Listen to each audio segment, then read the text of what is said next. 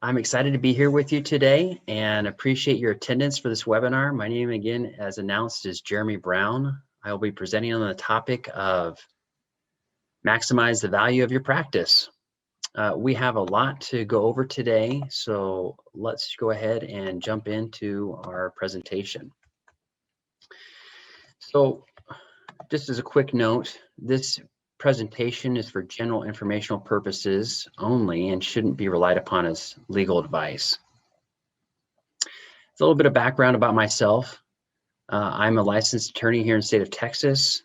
I'm with the firm Watson Brown based out of Dallas, and our firm helps dentists with the transition of their practice, valuations, brokerage, and drafting employment contracts and purchase agreements. I enjoy the outdoors, avid outdoorsman, enjoy hiking, camping. Here's a picture of me with my youngest hiking the mountains around Tibble Creek Reservoir in Utah last autumn. So today we're going to go over three basic areas: commonly used appraisal methodologies, a handful of tips to help you improve the practice value, and timing your transition to make sure you get it just right. As questions come up, I will try to address those after my presentation. And if there's some questions that are a little bit more private in nature, I can try to answer those offline. So in understanding the value of your practice, first let's understand the valuation process. Now, most purposes of valuation are for the sale of a practice, or as it relates to a partner buying in or buying out the other. But we also see valuations used for divorce and estate planning proceedings. The purpose of this presentation and my comments will be addressed more towards the transfer of ownership and the sale of a practice. Also, in understanding value, let's understand what fair market value is. As defined by the IRS, in essence, fair market value is the sales price between a willing buyer and a willing seller without any compulsion and with reasonable knowledge and relevant facts, and what those parties agree to as reasonable and fair. What's included in a valuation?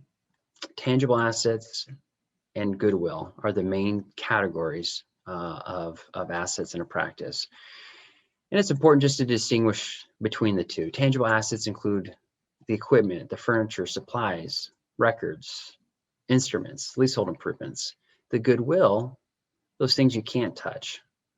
The patients, the recall system, the staff training, the restrictive covenants, the reputation that practice has in the community.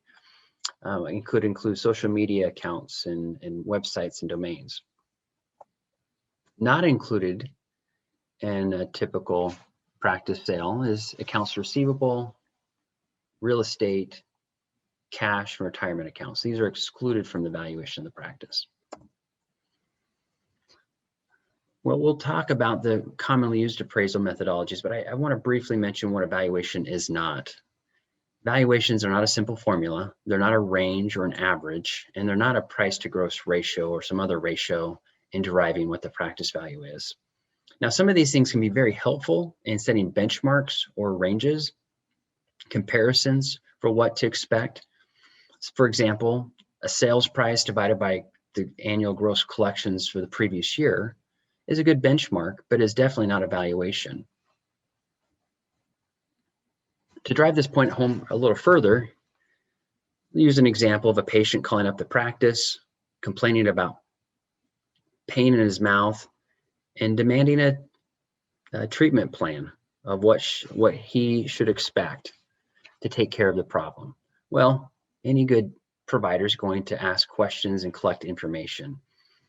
And it'd be really difficult to do a treatment plan without an oral evaluation and taking x-rays. Similarly, with an evaluation, we need to have good information so that we can truly understand and identify what the value of that practice is. That being said, practice valuations are both a science and an art. There are many factors that go into evaluation of a practice. In theory, if we had 10 valuation analysts valuing the same practice with the same information available, we should have the same valuation 10 times. even if they go about it in different ways. Unfortunately, that doesn't happen, and there's some discrepancies with not only how valuations are derived, but the end results. And some of that's because of the factors that go into valuations. You have both objective factors, which are primarily the numbers, the collections, the trends, the overhead, and you have subjective factors. There are many subjective factors that go into a practice value: a location and visibility of the practice, the staff and the training of the practice, systems, payer mix, fee-for-service and Medicaid and HMO, etc. There are several of these subjective factors that one valuation analyst will weigh and another will not. Let's just go over each of these three primary valuation approaches. The first is the income approach, in my opinion, the most important of the three approaches, the market approach, and the asset approach. Now, the asset approach, in essence, is the value of the practice, the company or practice assets, subtracting any liabilities or debt. Now, it's important to realize that when valuing a practice, the allocation between goodwill and assets is that the goodwill typically is the large majority of the value of that practice. It usually accounts for up to 75% on average of the practice value. The market approach is the method to determine the value of the practice based on other comparable or comps of dental practices being sold that are similar. We see this market approach used a lot in real estate. When selling in value in a home, you typically see market comparables or comps used to determine and establish the value of a home. Similarly, dental practices can have a framework of what a value should be based on other comparables of dental practices in that state or region. Now, most importantly is the income approach. This is the approach that quantifies the value of the practice based on historical data and helps anticipate what the future earning potential is of that practice for a future buyer. In essence, it's the profitability of that practice. And so all three approaches can and may be used both as a combination of two or three. And let's go back to this idea of the income approach. As I said, this is likely the most important of the three. And as you look at what the buyer's projected net income is, or if their buyer's projected profitability in that practice, it's important to understand, sometimes we hear this term EBITDA, earnings before interest, taxes, depreciation, and amortization.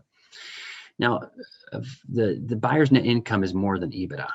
We also have to account for normalization and other adjustments of that practice. And so when you're looking at a small business owner, everyone will take different deductions.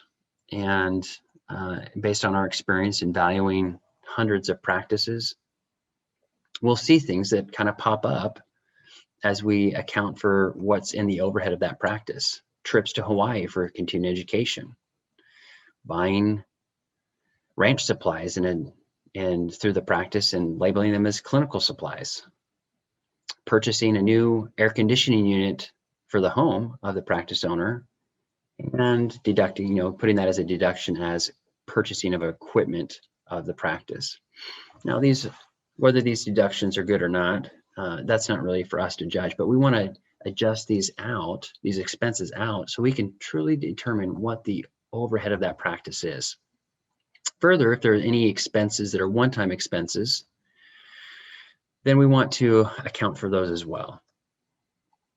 Lastly, this idea of projecting the income, we also want to project what the debt service of that buyer is in that practice, what their loan payment is going to be for both the acquisition, financing, and the working capital to purchase that practice. It's a good segue into what a lender's perspective is on this. Now, banks do not value dental practices, but they will look at the cash flow of the practice and the universal cash flow of the transaction between that specific practice and that specific buyer.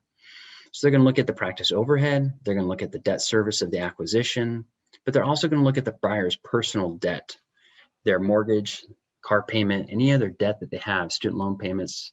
That, you know, they realize they might be hundreds of thousands of dollars, but they want to make sure that the profit potential in that practice can cover all three of those components.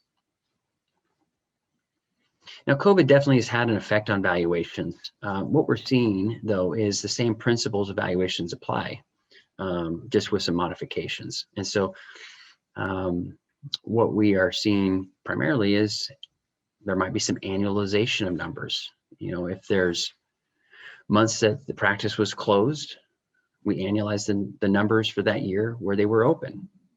We're seeing a comparison broken out by month between 2019 and 2020 to see how each month did compared to the prior year. And maybe most importantly, where are the numbers trending? And specifically the most recent quarter, where did the practice leave off?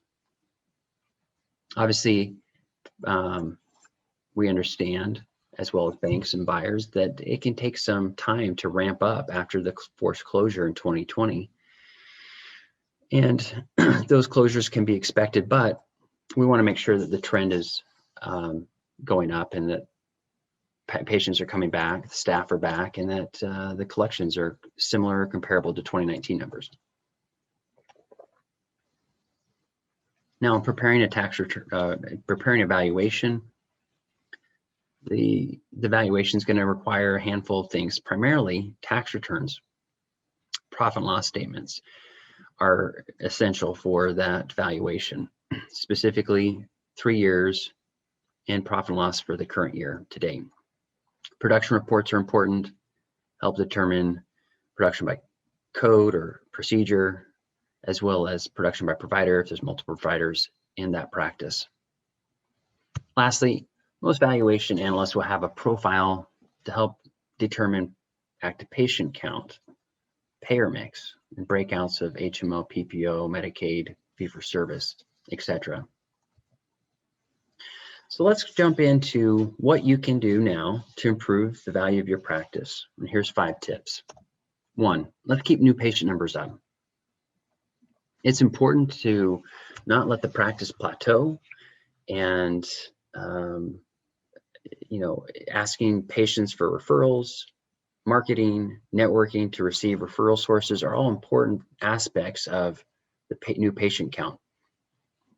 Now, why new patient count is important in and of itself is although might be looked at for buyers, the most important thing is that's obviously going to trend to your collections. And so making sure that the practice continues to have an addition to those existing patients as patients will move and pass on. We want to make sure that we have new patients being added. Likely the goal would be 10 to 20 each month. Number 2, reinvigorate your hygiene recall. Make sure your hygiene department is strong. Scheduling appointments for the next cleaning while they're still in the practice. Having a notification system to remind and confirm patients' appointments. Training your hygiene department to make sure that they are actively involved in this process, educating patients and helping them feel comfortable and wanting to come back. Your hygiene should likely be about 25% of your total collections in the practice. And so making sure you have a healthy, strong hygiene is going to be important to your value. 3rd, maintain your production. Now, a lot of doctors we see as they get older will start to taper off their weekly schedule. Maybe they started with 5 days a week and then they pulled back to 4.5 days. And with time, maybe it was 4 days a week and then 3 days a week. And so as you cut back your weekly schedule, it's obviously going to cut into your production. General time off throughout the year, taking longer trips, closing down the practice for more holidays and vacations, that will also affect your production. And referring procedures out that you used to do. As you keep your production up and maintain that, your collection should be maintained and therefore your value. Number 4, keeping expenses in check. Now, these are some of the bigger expense categories in your practice, which I'm sure you're aware of. We see all too often staff salaries, rent, other benefits, fees starting to creep up. And, it's important to recognize that although you might be comfortable with the profitability of the practice, as the overhead starts to creep up, that's less profitability for the buyer and less cash flow that the bank's going to analyze. And although that might sound really common sense, look at ways you can keep those expenses in check. For like example, staff salaries, rather than increasing every year or two the salary of your staff, maybe there's some bonuses or other creative ways you can do to reward staff for their hard work and their loyalty. With the rent in the practice, look for ways to maybe negotiate terms up on renewal and making sure that your rent doesn't get out of check and get above market value. Number 5, avoid valuation killers. Now, this is a general concept, but all too often we'll see some of these things slip through the cracks. Maybe it wasn't on the radar of the practice owner, and it kills the value of the practice. Sometimes it kills the deal for a practice ever being sold. Letting a lease lapse and going month to month can be very dangerous. Make sure you have a lease in place and you understand the terms and the ability to assign that lease and renew the lease. Too much space can mean too much rent, which can increase your overhead. So make sure you have the right amount of space, not too big and not too much. Associates that work in the practice and don't sign a contract can often lead to associates without a covenant not to compete and a non-solicitation. And although that does not affect the profitability of the practice on its face, it can affect buyers' ability to purchase a practice without concerns of future competition from that previous associate.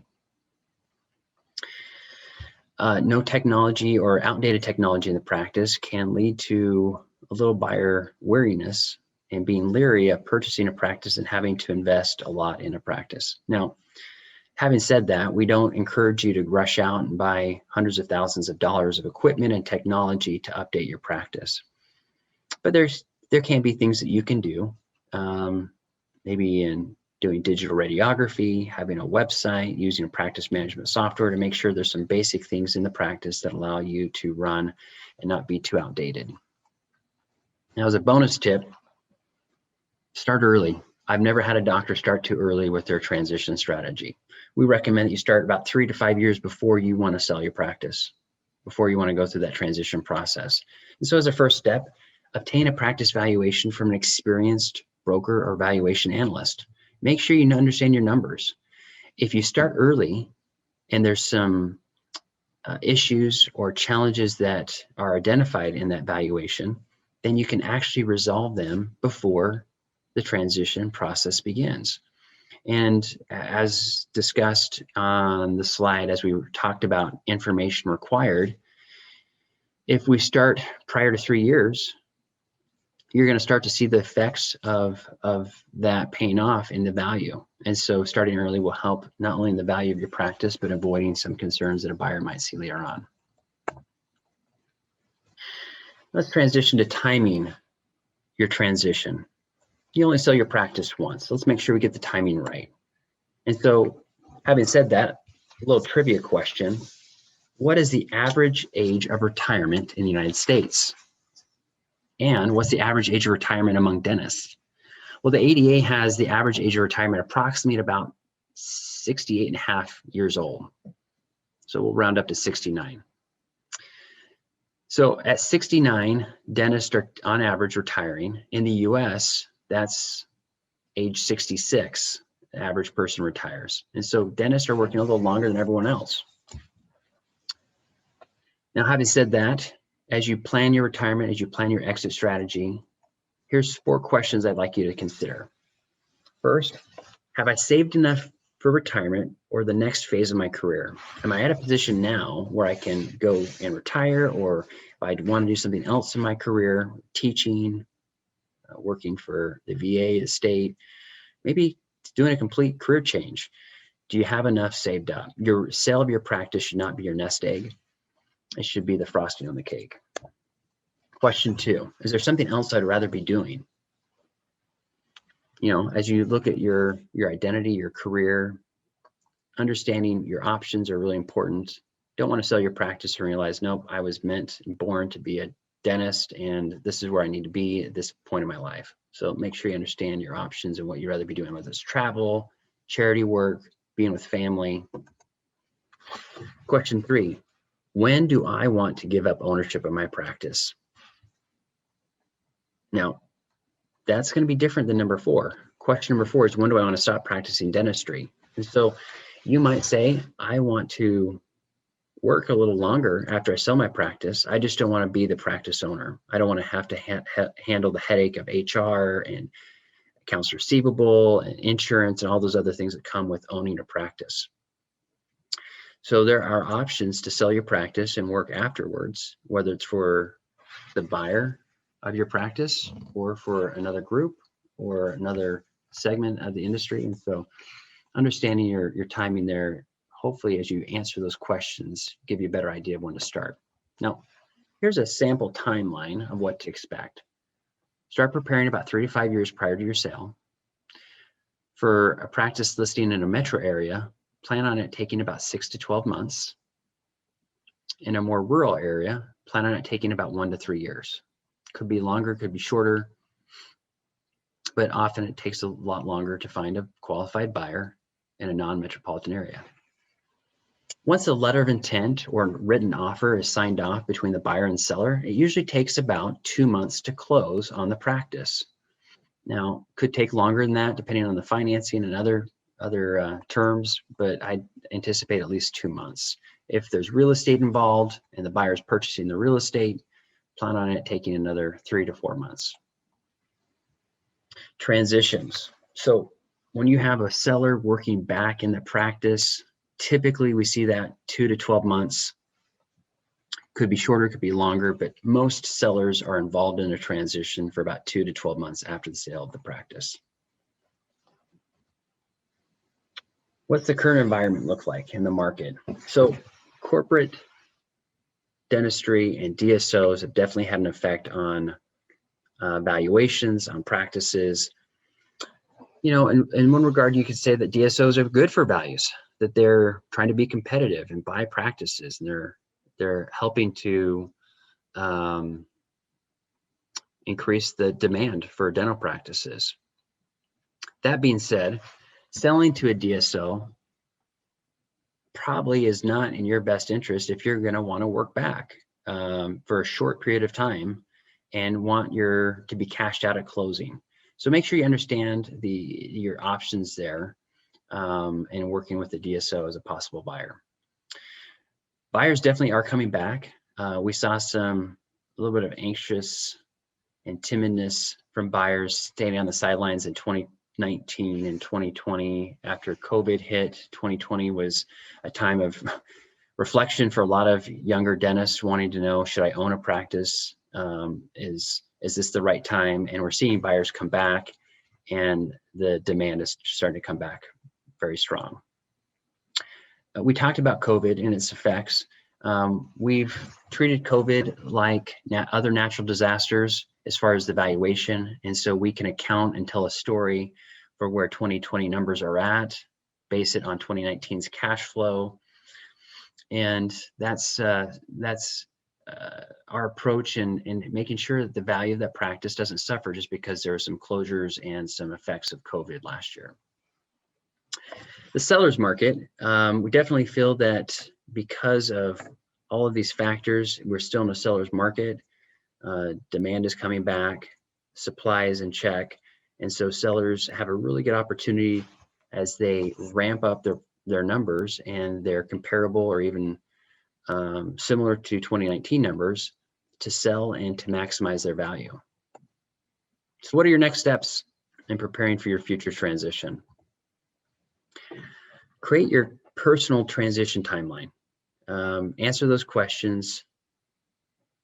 Have a realization of how long it's going to take to sell your practice, and start preparing for that future transition now by collecting information, making sure your tax returns, financial statements, production reports are clean and can be used by a valuation analyst.